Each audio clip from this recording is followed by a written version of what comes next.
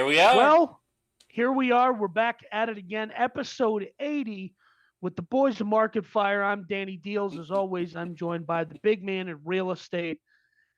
Hey, You're big keeping man. track of the number of these things? Like I would have no clue. You could have asked me and I'd have Absolutely. been like, 573. Nope, this is episode 80. It's literally in our document. I don't know if you're looking at it. I'm staring right at it. Yeah. Episode 80 entitled Still Here. Although I know you're just going to use the Pat McAfee formatting on the title and I have to go change it later. Yep. But hey, I had a quick question for you, big man. Before we get this rundown going and we talk about all of our news today, there's Pop Tarts, but do you know why there are no Mom Tarts? Why? Because of the patriarchy. Ha! Okay, speaking of bad dad jokes and current events, do you know why there is no pregnancy Barbie? Ken came in a separate box. Ken came in a separate box. Yes. All right, we just There you got go. canceled. All right, there we go. But Apparently, I'm brown, so apparently they're it's a not good allowed to do movie. that I to don't me. know. I don't know. You know what's funny is, we'll talk about this later. But well, I have it in the show notes. I don't know if we'll get to it, but I mean, it's a ridiculous. What's coming is ridiculous. But Yeah. we got 11 stories. I don't know what we're going to get into today. The Barstool Pirate Ship returns. This one is, of course, entitled after a DMX song. X gonna give it to you. We're going to talk about Twitter's, final form, and we're not going to talk about a rate hike. Who cares about that? Anyways, there's all this other crazy stuff happening. Turns out Zoom is evil. Mr. Zoom is Beast not evil. versus. Quit it. We are recording via Zoom.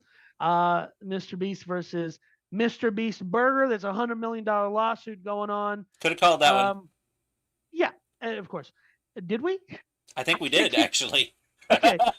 We can't. I'm not keeping track of it. I think we did, actually, but go ahead. We need to have a list of predictions so that we can go back and forth and tag all of our accuracy. We need an intern. Hey. That's what we need to keep all of this little stuff that you and I are not going to do. We need an intern. So the problem with hiring an intern, which I'm open to, is an intern requires HR. And there's a reason you and I are doing a podcast and I don't have a regular job. No, we're going with 1980s radio intern. Yeah, the ones that they'll do everything and anything.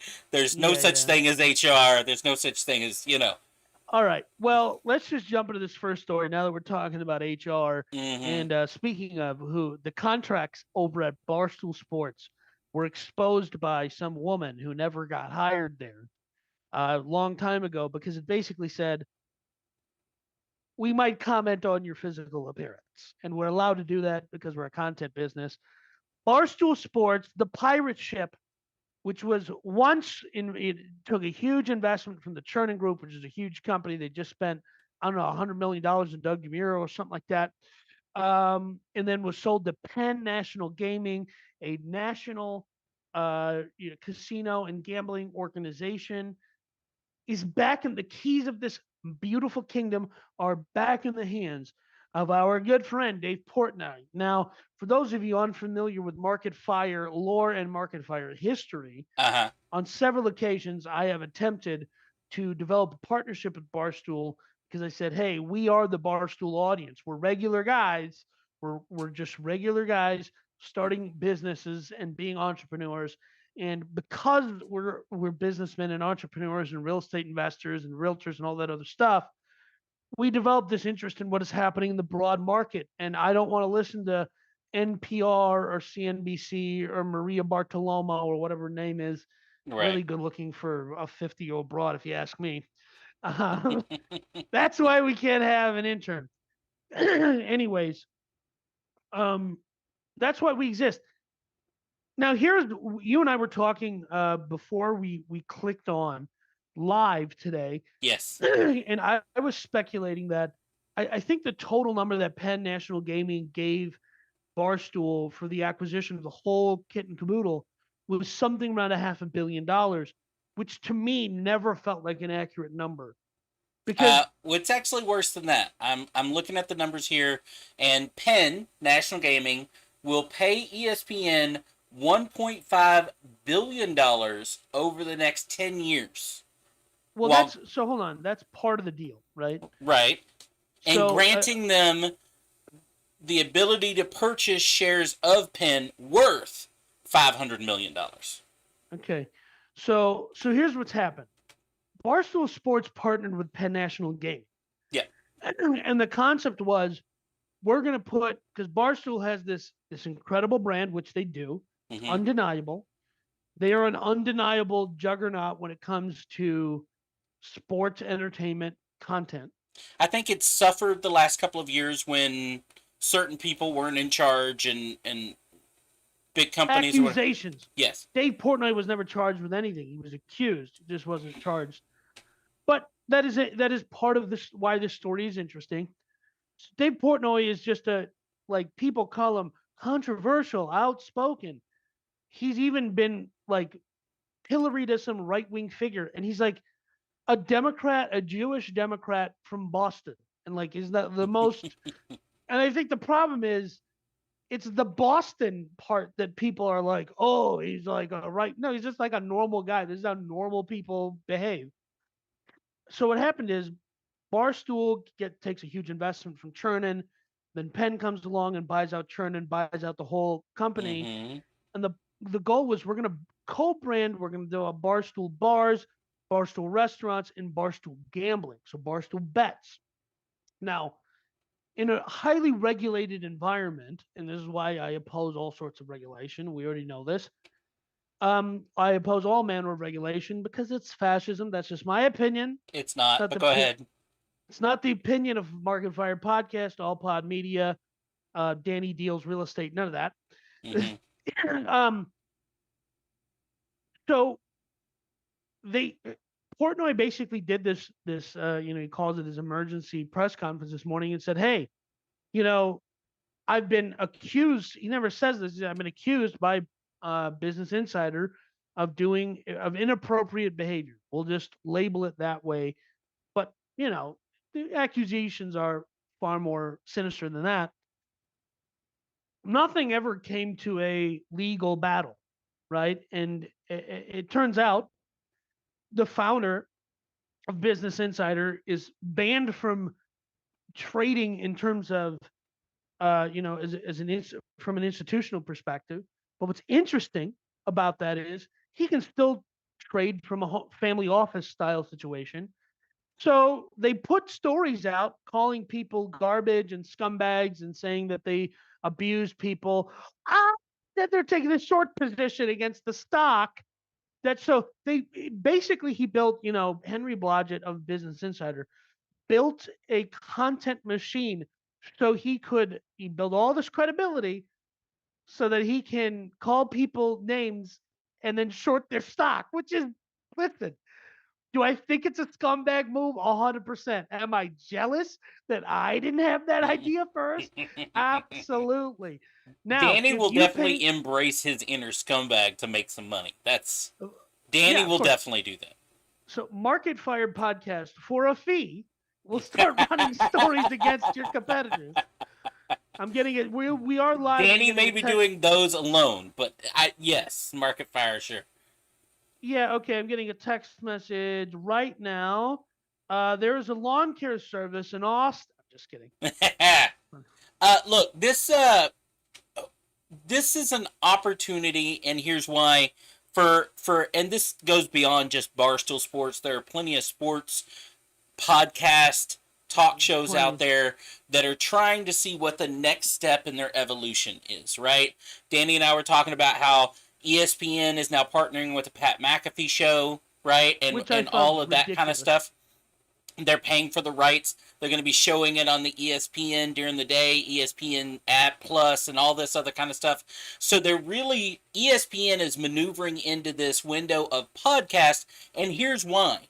The future of sports companies, right?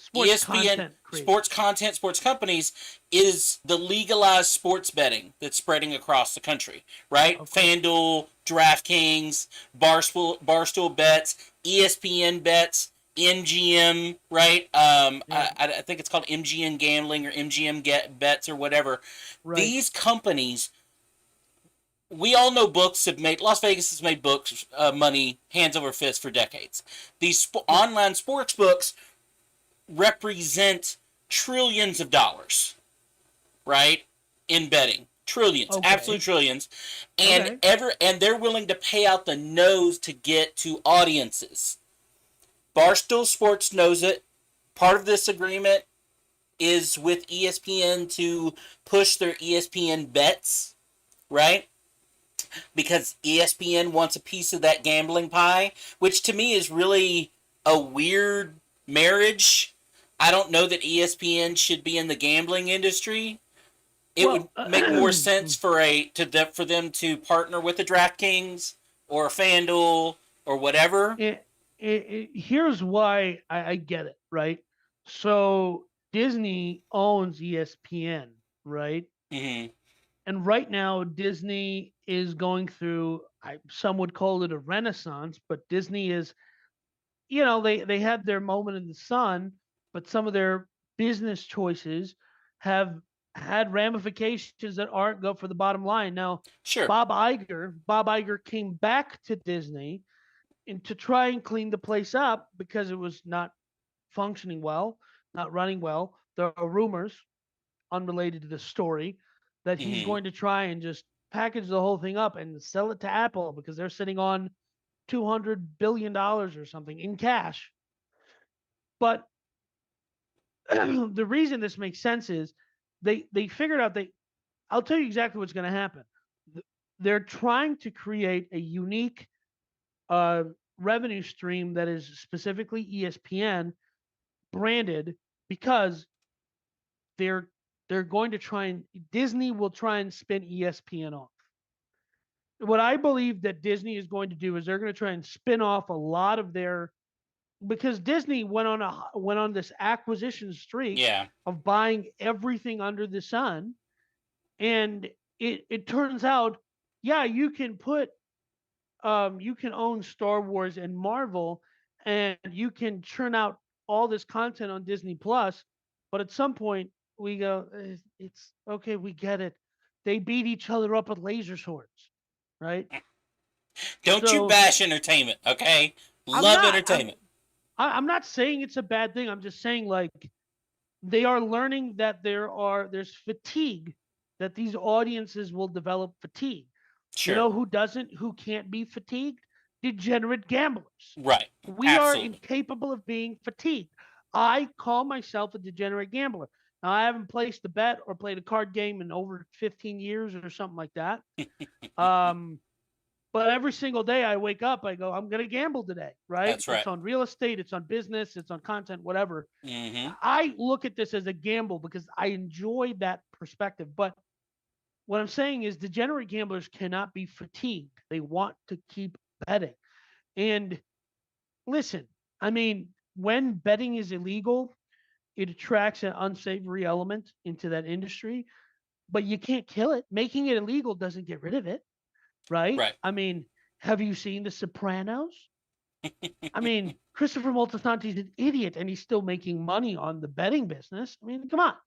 So, like, sports gambling is a undeniable juggernaut. Why wouldn't Disney, if they can figure out how to get a piece of the action, wouldn't they be stupid not to? Bob Iger would be True. an They idiot not to definitely have sign the their audience, pieces. right? If all of your Right, ESPN shows started tomorrow, just, you know what I mean, propping up ESPN bets, all the right. people that, get ESPN Plus, that use ESPN on their phones, right? It would be easy to get them to just, hey, get your, 10% off or your extra $100 registering for you. Look, I don't think that in the future there's going to be, we know about degenerate gamblers. There's no loyalty. Right. Meaning that if you're a degenerate gambler and you're going to download ESPN bets, you You probably have also have DraftKings, DraftKings, you have FanDuel, FanDuel, and you have you're all of you're them. scouting all three of them to see which gives you the best deal and the best games, the best Right. odds, right? So I don't know that they all need to be out to get each other. In my opinion, they all help each other. Yeah, so basically what this comes down to is my guess is Penn looked at Barstool and said, this guy's getting in trouble all the time. He's done nothing wrong. I don't think anybody actually believes he's done anything wrong. But the point is, it's hurting the bottom line. We paid $500 million for it.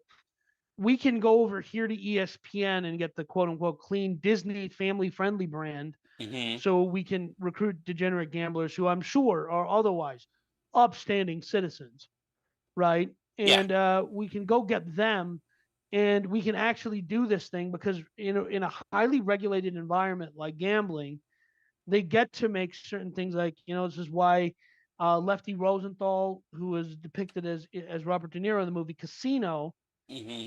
like he started doing a TV show like a late show, like a Tonight Show ripoff from the casino, because that gave him a reason to be there because he had ties to known associates of an organization that a three-letter agency said were criminals, and they were allowed to have a morality clause. It's gambling, you idiots. But the point is, they have these morality clauses in the licensure, so they're Right. so Dave Portnoy's accusations, while having no legal ramifications or consequences, are acting as a hindrance to getting licensed in a state. It's bad for Barstool. It's bad for Penn. And Dave Portnoy said as much. He said, "Hey, listen, I don't blame them. I'm still holding Penn stock. I still think it's going to go up." That's what Portnoy said. And I think this is really, here's the part I think is fascinating. They spent about $500 million. Everyone got a good payday. It hit everyone's bank account, right? Because he gave ownership shares to his, first time, the guys who were with him from off jump. But he has personally purchased the business back. My guess, here's my guess. They sold it for $500 million.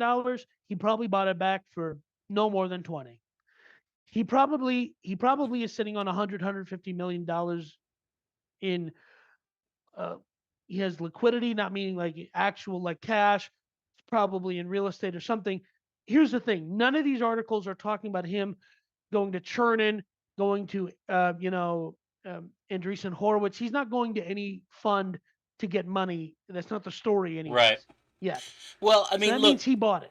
Penn Entertainment is one of those companies sitting right now, and I'm going to talk for the stock, the company for a second. Penn Entertainment is worth about 25% of its height. Okay, a couple of years ago, it's worth about 25% of that now. Um, that height 2 years ago was what we in the industry call a spike, meaning news came out. Penn Entertainment was there was a story coming out where Penn Entertainment was going to make a windfall, right? Selling bars, you know what I mean? Selling Barstool and stuff like this. It shot up from the 20s all the way up above $100 a share, and it has since fallen back down to that $20 to $25 range.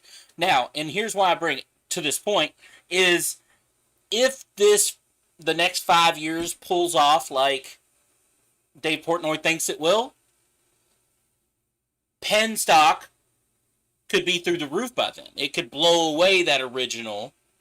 But if you buy $25 stock right now and this doesn't pan out, you're going to lose your shirt. Does that make sense? This is one of those, 100%. Yeah. it's your money is not necessarily safe in this investment. It is you either think it's going to blow up or you're betting on it to die. Right. Yeah. And so the thing that Penn Entertainment really brings to the table is the fact that it has casinos. And it has casinos in many different states. I think Pennsylvania, Ohio. I'm sure they have one in Oklahoma. I live in DFW now, so I can, you know, I talk often about how I haven't placed a bet in a long time, but every once in a while I have a free couple of days, and I'm like, I'm only 45 minutes away from the largest casino in the world. Um, but uh, you know, they're bringing something to the table, which is for a company like ESPN, Barstool, or any of these other companies. What they're bringing to the table is extremely important, which is they have the licensing. So in all these different states, every state is a different process, which is why, like, I'll give you an example. If you and I wanted to go start an alcohol brand, 9 out of 10 times, here's how a new alcohol brand gets started. They go partner with a distributor, Right. right? And the distributor has relationships with um, co-packers. And ultimately you go to the co-packers and there's a network of co-packers and there's one formulation company, and you go to the formulation company because they go, all these 20 factories in our network use the same machines. So all I do is I send over the algorithm and it plugs it in and it makes your Right. tequila or whatever. And the reason that is, well, every state has different laws on how you can distribute booze. So what happens is one company basically goes out and figures out how to, they become the distributor in every state. And a guy like you and I go, we want to start an alcohol company, we start a gambling company. How do we make any money doing this if we have to go do all 50 states, all this and that? Right. So much easier to go partner with the company. So the company goes, we don't have to figure out how to build a brand, we have to figure out how to bring customers. We figured out. So it's a true story of joint ventures, and which Right. is, listen, the story of capitalism and free markets isn't one of always cutthroat competition. It's one where like-minded individuals find ways to partner with each other so everybody in that organization can prosper. So I think that's what the story there is. Do you want to Hmm. move on to this next one, or do you got anything else to say? No, we can definitely move on to the next one. It's very interesting. Yeah. So while we haven't live streamed in a bit here, something Hmm. interesting happened. Twitter.com changed its branding to X, and I recently saw there was a teacher that got fired for saying something here in DFW, and they kept referring to their X.com account. And I kept saying, the teacher has an OnlyFans. And I go, oh wait, Yeah. it's Twitter. But the reason this is But an what do we interesting call a story. tweet now? Is it So an X? Like, I don't. okay, Everybody I good. know is still calling it a tweet, A right? tweet, right? Like, I So what do I tweeted. say? Like, yeah. I twit. Do I Like, say I asked you? I I it's asked, yeah, like I don't know. Like, the verb. yeah, It's one thing to stick an X on the building, which the city didn't even want to let him do. Wouldn't right. give him a permit to take the bird down off the building. So he Well, he built a did it huge anyway. X on top of the building, which then was so bright that the condos across the building Yeah. all banded together to get it taken down by the city because he didn't even get it permitted. Which is why I have a love-hate relationship with Elon Musk for several reasons, because he's Sure. destroying my favorite industry, which is the automotive industry. But what's interesting right now, what we're talking about, is the fact that he doesn't own the rights to No. using X for social media. This guy named Mark Zuckerman's owns the rights to it. Now, Yeah. you might know Zach Galifianakis from his ownership and creation of this company called Meta, which owns Facebook, Instagram, WhatsApp, all of your data, your facial likeness, Mm-hmm. all of that. Mm-hmm. Your DNA, it also owns that. Yeah. Your firstborn children, all of your children actually are owned by Meta. I'm sure their Um, likenesses at the very least. Absolutely.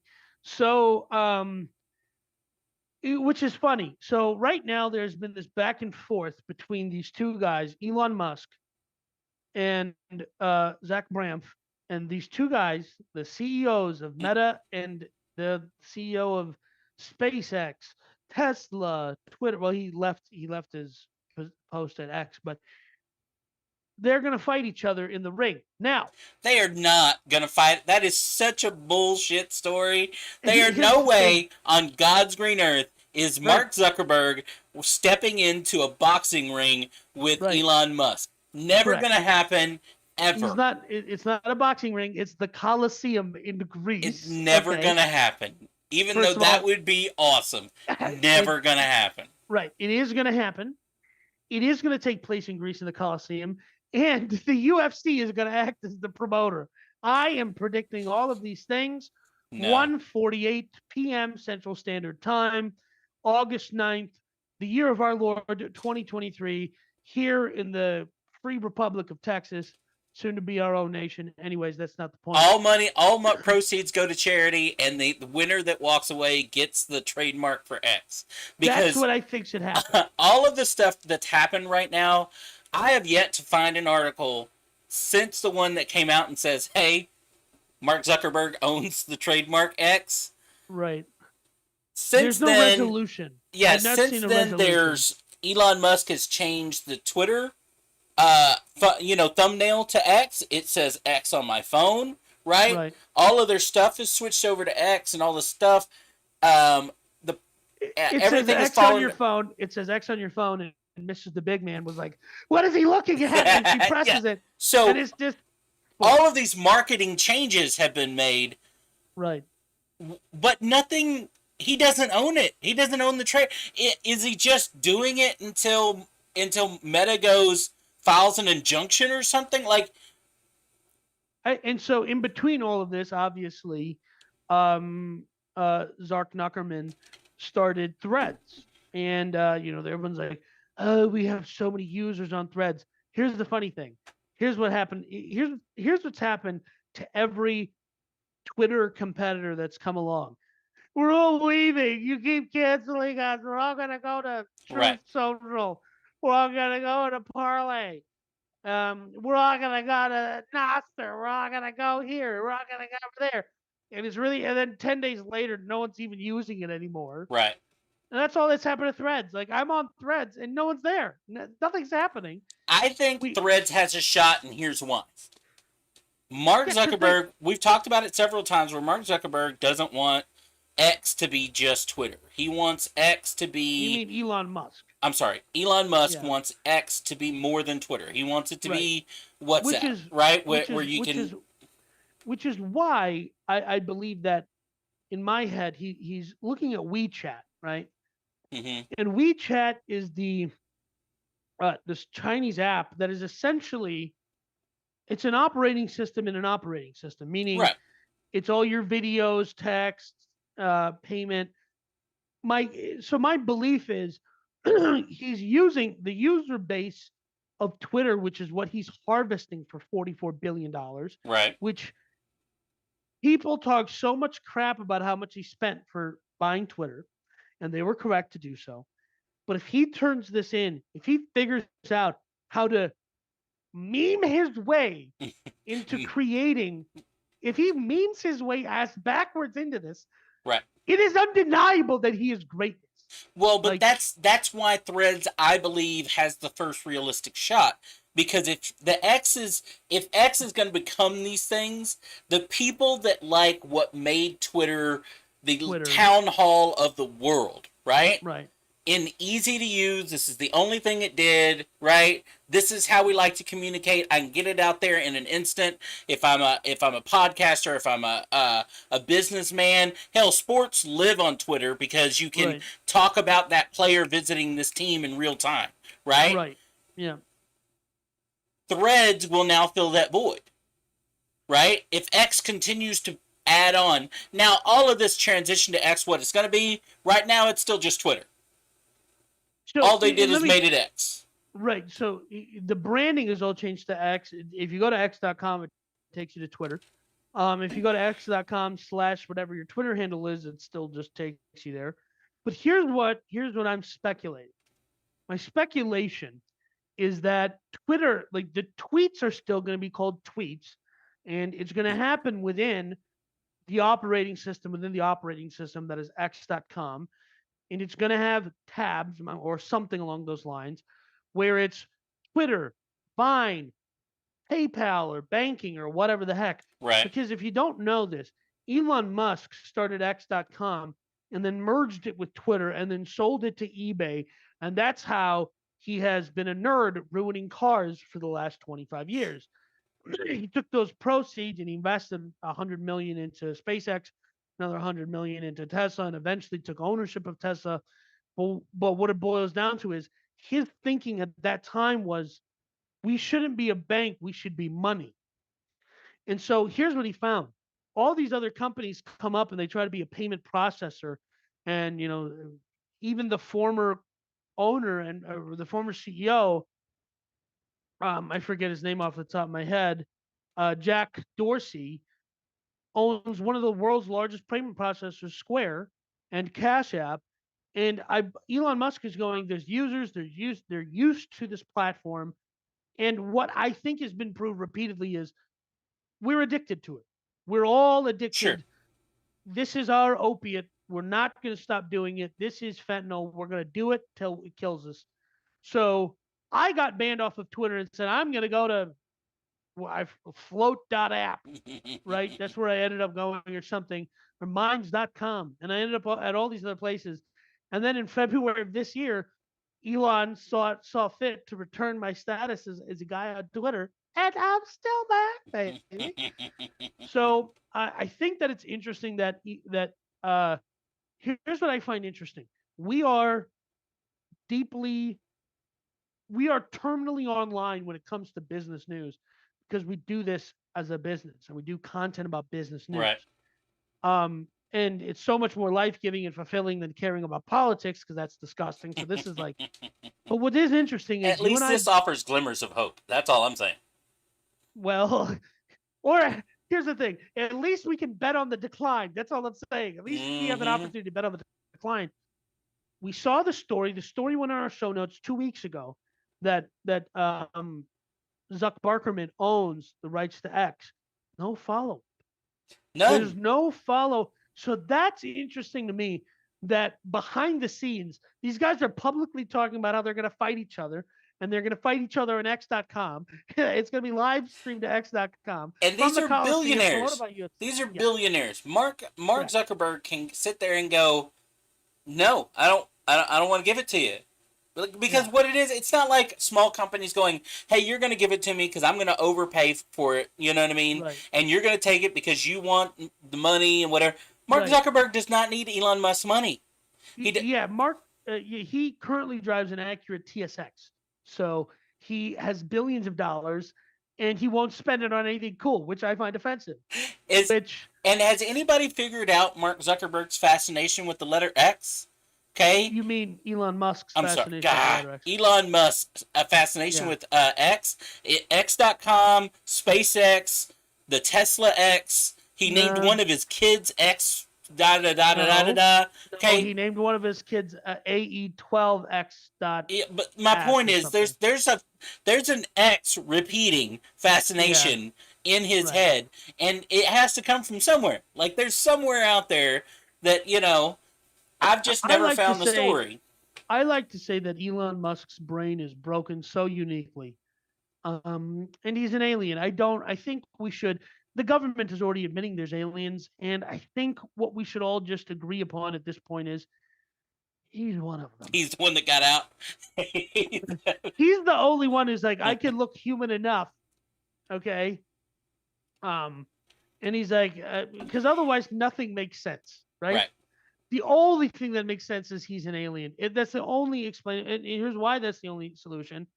He's a billionaire in how many different categories, right? He started groundbreaking companies, and then he, as a joke, said, I'm going to buy Twitter, and he's going to fall backwards into creating something that here's my guess. The X platform will become the sole distributor of Dogecoin, because that's how life goes, right?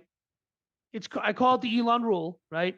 Dogecoin cannot become the cryptocurrency that survives and is used. Can I tell you something? Like, it should not. A film from your youth, Demolition Man. Yes. Right? What was the only restaurant that survived the Taco Bell war? Okay.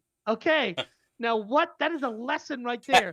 that the funniest outcome is the most likely outcome. And the most likely outcome, as a pro crypto guy, the most likely outcome, the most hilarious outcome, Doge becomes the one, and my dad and you have to go, how many dollars? And then it's Doge. How many fucking Doge do you want for this product? Yes, that would be my worst nightmare.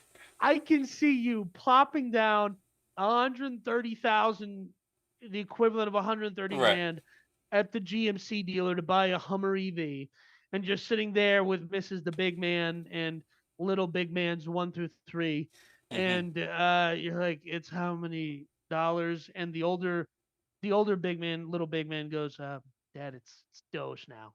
And you're just both of you and Mrs. the Big Man, you're gonna look at each other and go, we shouldn't be alive. There's no point to live anymore. Yes, that will be my downfall. That will be I it for me. Yes. want you to know, when that inevitable outcome finally arrives in a permanent state of being that is undeniable, I will call you, and this is all I'm going to do. I'm going to go, I'm just going to laugh right because you call and you lovingly told me you should offload whatever crypto you have. It's all going to crash. And I didn't. And you came from a genuinely sincerely caring place, and I appreciated that part of it. And I'm going to do whatever I want, so there's no solving that problem. Hey, But if all that I is know the is outcome, when all that money goes electronic like that, and they want to put a yeah, chip in us, so all you have yeah, to do is scan the chip and whatever. I'm putting yeah. it in my pants. So, because if you're gonna screw me, you're gonna have to at least reach around, brother. Yeah, That's, ding. Yeah. that's the way it's gonna be. Sir, All most right. people's are in their hand, not this In their one. palm, not mine. It's in. All right. There's so many jokes there that I can't do. Right, right, Um, how did you accidentally buy? I can't explain it. Okay. right. You have to call. You have a fraudulent charge. You have to explain. I didn't put my dick in that thing.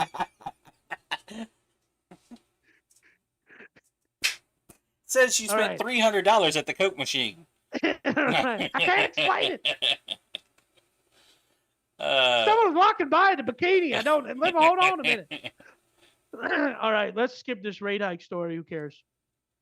All right. This is not a follow up.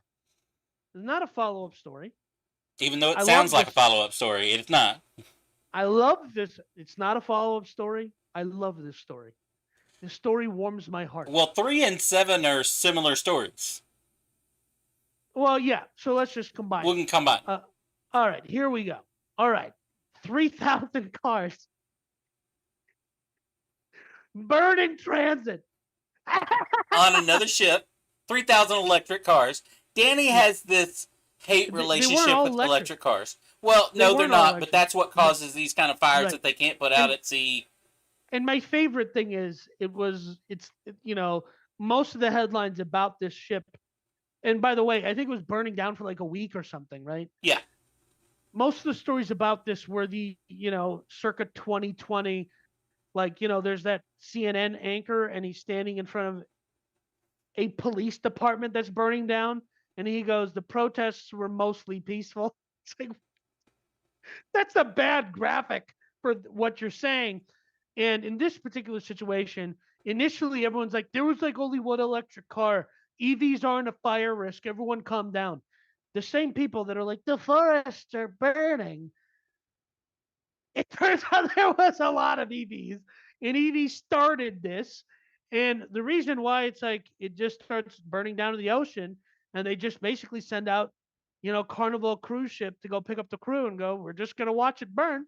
Well, because you Right? can't, there's nothing, they are not set up out there. And guess what? Most fire stations are not set up properly Right. for these lithium fires. They burn too hot. So Right. once they start, there's only a few chemicals that we make on the planet that can put Right. out a lithium fire, and no one carries them because they're extremely expensive. So this ship gets caught up in a lithium fire, it will continue to burn until the lithium Correct. burns out. If that takes a week or if that takes a month, that's just what it is. So, and whatever damage is going to be done at that point is just damage. It's Right. done. And unfortunately, on this ship, 3,000 cars off the coast of the Netherlands burned. Unfortunately, an Indian person, the Indian embassy in the Netherlands, says one of the crew Yeah. died. My old man wanted to marry my mom, and my grandfather said he works on a ship. Absolutely not. He got a different job. He started working on planes, and then he said, "Oh, this guy works on planes. You should marry him." Didn't realize they were the same guy for a little while. So, Well, I Um, mean, one guy passed away. Everybody else has to literally just jump off the side of the ship, right? yeah, And think about put yourself in their mindset. All right, there's a fire. We right, know there's nothing I can do about this fire. Like right, it started. It's a lithium fire. I can't do anything about it. My right, only option is to jump into the ocean right, and like plan B is to wait and right, hope somebody comes and saves us. Like right, that's it. right. So the initial story said only 25 out of the 2,857 cars were electric. I think the numbers keeps going up every time. And here's the sad part. It was the I think it was the new Rolls Royce Spectre, which was the new EV that was supposed to come out, which is a $500,000 golf cart. It was BMW, Mercedes. They all had cars on the ship. And the other thing to factor in here is the globe is amidst a car shortage. Right. And so prices are staying high. I wanted to buy a new used vehicle, and I was going to spend $20,000. And I discovered I can basically buy the car that I already bought for $5,000, but I can spend 18 on it now. And so out of all of this, it there's another shift. But guess what? Here's e-bikes. This is another story about stuff on fire. The city of New York, terrible place, which deserves e-bikes to catch on fire, as does the whole city deserves to catch on fire. We should just level It the whole it thing. is a disgusting city, but it should not burn down, Danny. The people, some of the people shouldn't burn down. Like Long Island and Staten Island are full of reasonable people, I think. Um, it turns out, unfortunately, there have been 13 deaths from e-bike fires, which, That's just in New huh? York, just this That's year. just no, that's just in New York in 2022, right? That's not this year. That's last year. Oh, okay. I'm sorry. Yeah, and so No, no, no, anyway, no, no. Here's what this year alone, the city of New York has reported 13 deaths as a result of battery fires. oh That's wow, over twice the fatalities. The number was 6 reported in oh okay, 2022. all right, you're right. I did mess that up. Um, But that's what I'm saying. which If that's just in New York, let's say when you add in San Francisco, when you add in, all these other places that are using these right, downtown e-bikes, right, or e-scooters, right? right? And like you just mentioned about that previous story, like about the ship, no one is really prepared to handle a lithium fire. Now, the content of lithium in a bicycle versus a car carrying 3,000 versus a ship carrying 2,000 cars very different. But the point is, a ship with 3,000 vehicles on it is out in the middle of the ocean. A thing of e-bikes is near population. Yeah, So, burning for at instance, extremely high heat. yeah. So, for instance, if you're in Texas and you're not allowed to have um, a not a fire burning grill or smoker at an apartment complex because it's a fire risk, right? Mhm. Now the reason so for, similarly, if you have these things that are highly flammable, but they're better for the environment than cars, No, I, they're not. yeah, they're absolutely worse for the environment than gas powered vehicles, and even these um even these e-bikes, which are supposed to make downtown life easier, so you don't have to get in a car, a bus, a bicycle, something like that. I these e-bikes are supposed to represent a revolution. These e-scooters are supposed to represent a revolution in short range transport.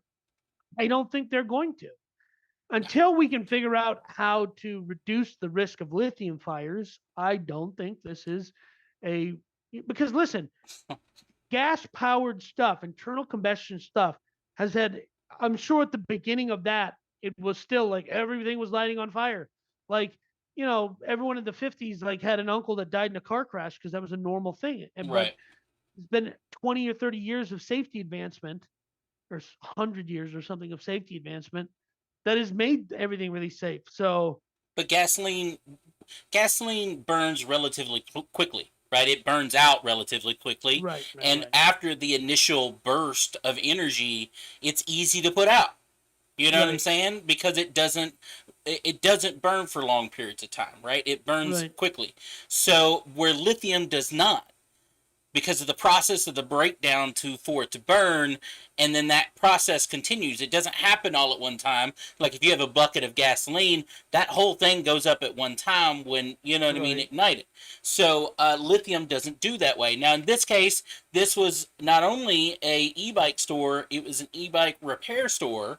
And on top of your e-bike store being blown up and burned down, on top of that, he got a citation because they had too many e-bikes in the premises. The cops gave him a ticket because you know you're talking about lithium, right? And you can only have so Yeah. much lithium in a certain Yeah. area, right? Because of the fire hazard, or whatever. This I guy had e-bikes stacked on e-bikes, stacked on e-bikes.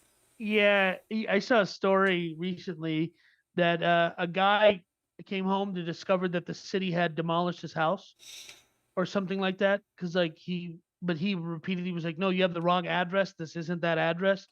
They just demolished the house anyway, and then they figured out he was correct and it was the wrong address, and they shouldn't have demolished his house. So they sent him a bill for $70,000 for demolishing his house. Because the Like people, the guy hey, lost the the people still store. need to be paid that demolished your house. Okay. Hey man, this guy lost his business and now you're gonna give him a freaking ticket.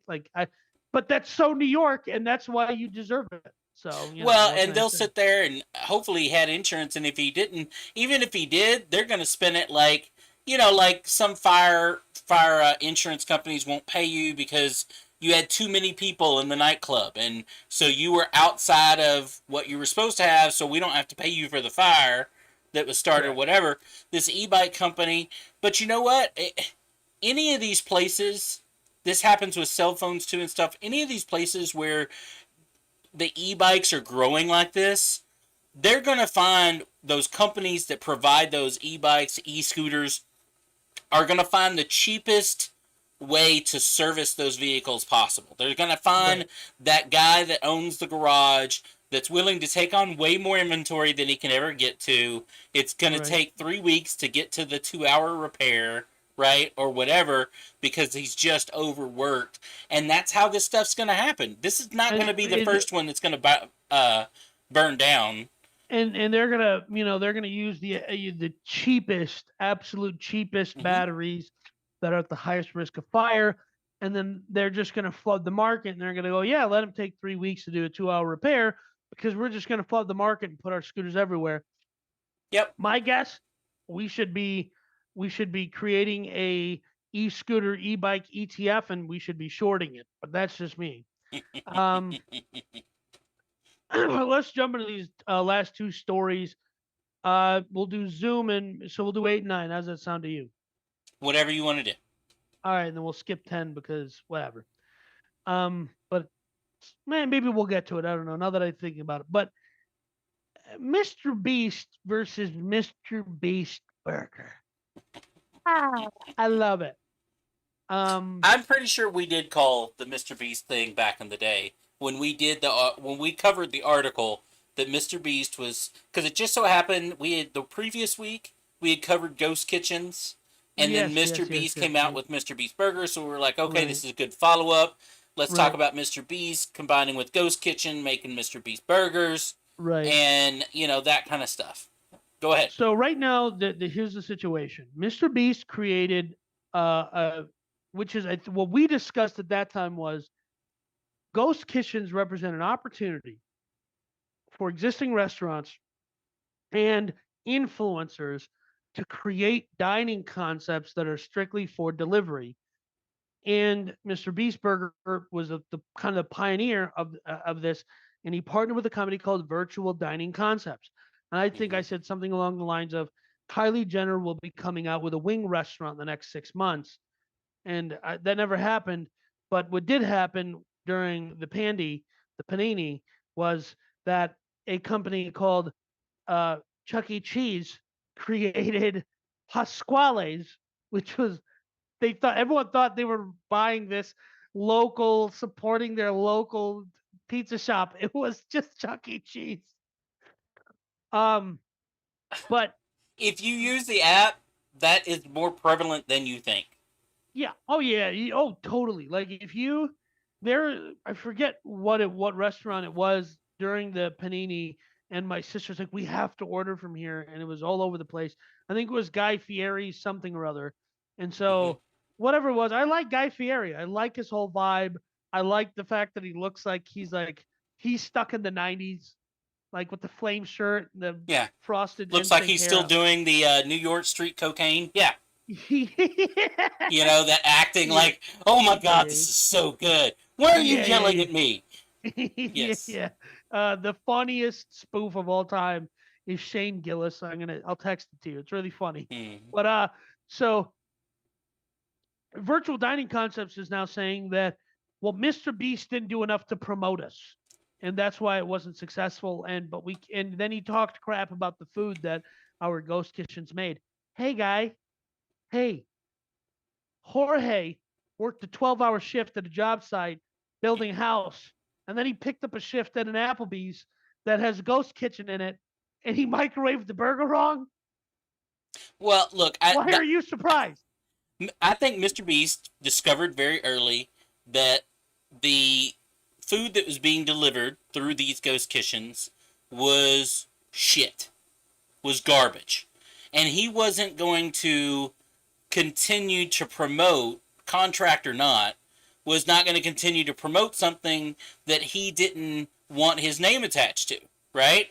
So he Right, just stopped and right, said, "Well, I'm not gonna abide by it. You're gonna have to sue me." And now they right, have, and they'll agree on a number, and he'll just pay him to get out of it because he doesn't right. care. And the fact is everything I've tried from a ghost kitchen has been awful.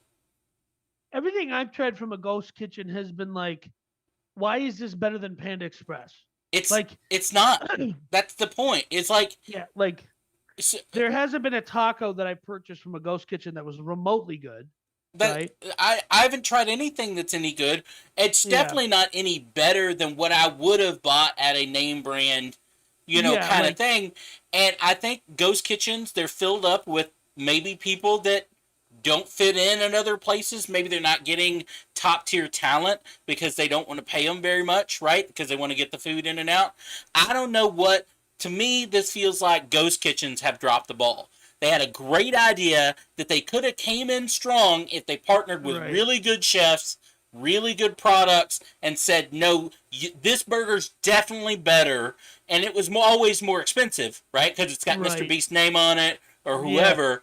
and and so like you're correct that it's not very good, and you're also correct in saying that it's been Ghost Kitchens had this incredible opportunity. But I'll tell you what majorly like was a big roadblock to the success of Ghost Kitchens was the delivery part of the business, right? And here's why: DoorDash, Uber Eats, all these companies, Mm-hmm. Postmates in Austin, and I think we have it in DFW. Favor, I'm a little Right. too far out of Favor. Favor's delivery range. Um, all these companies that are doing delivery suck. They pay the workers practically nothing. The workers have Mm-hmm. to survive off of getting tips. And so, and this it's a meme, and you see it all over the internet, which is like, which is I've ordered food like 2 or 3 times, and then I go, hold on a minute, it's not as good. It's cold. I have to tip the guy so much money so he doesn't spit on my food or come back to my house because he now knows where I live. It shows up an hour and a half later than it's supposed to, right? Right. Let's factor all of that in and then go, I paid $30 for a cheeseburger. Right. I'm just gonna get in my car and go to Whataburger because it's I listen, I'm a dyed in the wool Texan, okay? Mm-hmm. I like Whataburger, but when people are like, Whataburger is the best, like Bucky's is the best, okay? Bucky's is the best. Yes. HEB is the best. Let's Definitely. not go too far. Let's not go too far. It's not bad. It's better than going to Wendy's, better than going to McDonald's, Yep. but that's where it exists. But I'm just saying, if I'm paying $30 to get that delivered to my door, it's a waste of time, right? No, no, I agree. I agree with that. I have never ordered quote unquote fast food with DoorDash or any. You know what I mean? I only did it once when we had that blizzard. I ordered wings, because my truck is 2-wheel drive, and I got it out in the street, and I started doing donuts, and I just put it back in the truck. I was like, but But no, I've definitely DoorDash things, right? But it's never yeah, been. It's always been like restaurant kind of stuff, or you know what I mean? right. And here's what it's come down to. Because of the panini, all of the companies have figured out curbside delivery. So to me, Mm-hmm. curbside is the perfect blend of I don't want to get out of my truck, get into the restaurant. Dave, right? They just show up to my car and they hand it to me, and then I leave. It's like I order it, I get in the car and I go pick it up. It's perfect. It's perfect. Like you don't need to drive through. Some guy comes and delivers it to you. That's perfectly fine. So that to me is like, so that is where the ghost kitchens have a problem. Is they Since have we're on this sucky story delivery. and picking on these delivery systems, I got to tell you, one of the biggest busts of a deal, okay, one of the suckiest suck ass deals ever, is the Yeah, partnership with Amazon Prime and Grubhub. Right, that was a big thing they 6 months ago, where they were like, Grubhub. I Grubhub forgot about is Grubhub. partnering with Amazon Prime, so if you have Amazon Prime, you get free delivery from Grubhub, right, or whatever I didn't. is free, but they've additionally tacked on a fee that it's called something else, and like this fee helps to make sure that Grubhub continues to work and function and blah blah blah blah blah. So it's the same fucking deal. It's the Yeah, same yeah, yeah. fucking I deal, love it. right? Like, so it's a scam. It's a scam. It's all it is a scam, right? I think it's a little too far to go to say that it's a scam. I don't think it's a scam. It I don't. is. There we are. I don't. I don't. Well, whatever. Let's move on to this last story. Our Zoom is screwing up here, so thanks Zoom. It is not. This Uh, is one of those stories where somebody out there wrote something that the worst case scenario of something they didn't completely understand without thinking that, hey, this is not what you think, or hey, this just needs to be reworded because somebody did something stupid, or whatever. That people like Danny go, see, they're all trying to take over the world. They're all trying to screw yes. us. So here's what the story is.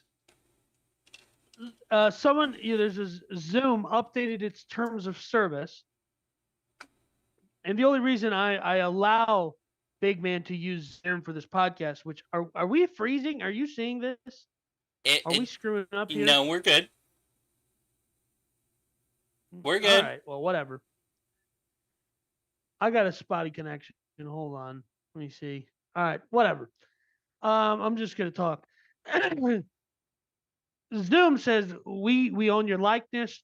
We can train AI to talk like you, and then we can sell the content of you talking as that we trained an AI to do for you, and we own all of that if you use Zoom. Okay.